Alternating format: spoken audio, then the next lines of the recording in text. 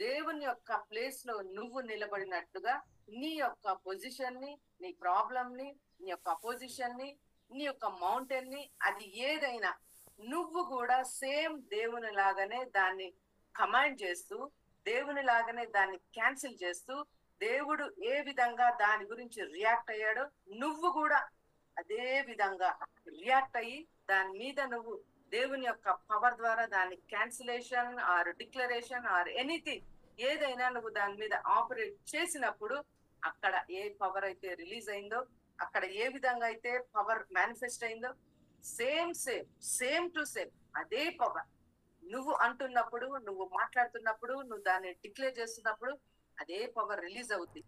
దాన్ని మనం ప్రత్యక్షత అంటాం.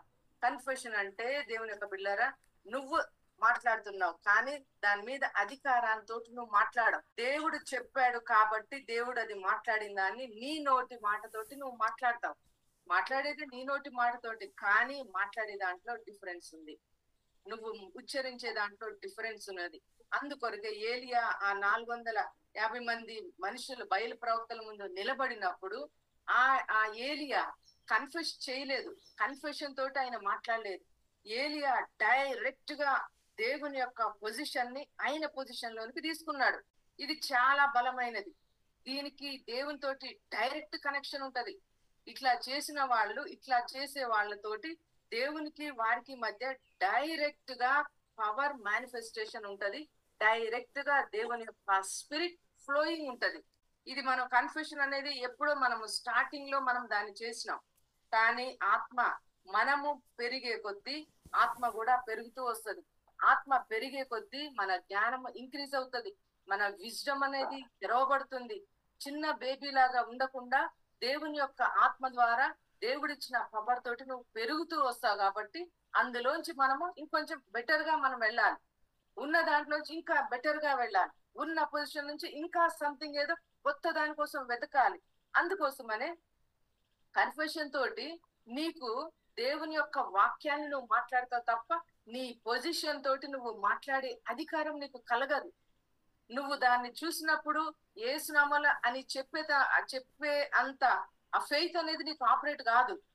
కానీ గుర్తుపెట్టుకోండి దేవునికి బిడ్డలారా, ఎవరైతే దేవుని యొక్క రెవల్యూషన్ తోటి నిలబడి వాళ్ళు మాట్లాడతారు, దేవుని యొక్క రెవల్యూషన్ తోటి ఎందరైతే నిలబడి స్టాండ్ తీసుకొని దేవుని యొక్క పొజిషన్ లో ఉండి వాళ్ళు మాట్లాడతారు, వాళ్ళకి అధికారము ఖచ్చితంగా దేవుని ద్వారా దేవుని యొక్క పవర్ తోటి వారి పట్ల అది రిలీజ్ అవడమే కాకుండా వాళ్ళు ఉచ్చరించేది అధికారంతో మాట్లాడతారు. కాబట్టి కంపల్సరీ పవర్ అనేది ఈజీగా నీ ఎదుట ఉన్న దాని మీద ఈజీగా ఆపరేట్ అవుతుంది.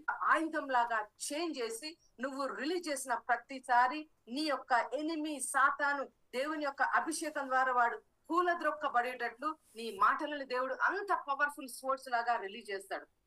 అందుకే జరగదు జరగదు జరగదు అంటే మనకు తెలియకుండానే ఆ పవర్ రిలీజ్ అవుద్ది.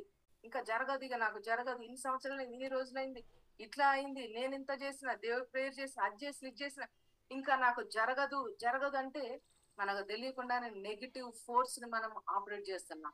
మనకు తెలియకుండానే నెగిటివ్ పవర్ అనేది నీ లోపల నుంచి వెళ్ళిపోతుంది. వాడు ఎప్పుడు కూడా నీ నోట్లోంచి నెగిటివ్ రావడానికి ట్రై చేస్తాడు. ఇది జరగదు అని చెప్పడానికి ట్రై చేస్తాడు ఎప్పుడు. ఎందుకంటే జరగదు అన్నప్పుడు దేవుని మీద మనం డిపెండ్ కావు. ఇది నాకు ఇక్కడ అద్భుతం జరగదు అన్నప్పుడు ఇక నువ్వు దేవుని ఎట్లా డిపెండ్ అవుతావు? అక్కడ డిపెండ్ కావిగా. దేవుని మీద డిపెండ్ అయినప్పుడు అక్కడ నీకు జరుగుతుందని నువ్వు నమ్ముతావు. నీకు అద్భుతం జరగాలంటే కంపల్సరీ నువ్వు దేవుని మీద డిపెండ్ అవుతావు. డిపెండ్ అయినప్పుడు నువ్వు జరుగుతూనే నువ్వు మాట్లాడతావు.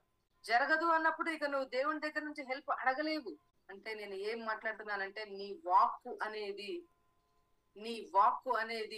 నీ నోట్లోంచి వచ్చే ప్రతి ఒక్క ప్రత్యక్షత, ప్రతి ఒక్క ప్లేస్ లోనికి అది దూసుకొని వెళ్ళగలదు. ప్రతి ప్లేస్ లో కూడా నీ యొక్క నోట్లోంచి వచ్చే ప్రత్యక్ష అద్భుతాలను సృష్టించగలదు. ఎవర్ లాస్టింగ్ మిరకల్స్ ని క్రియేట్ చేయగలదు నీకోసం. Praise the Lord, hallelujah.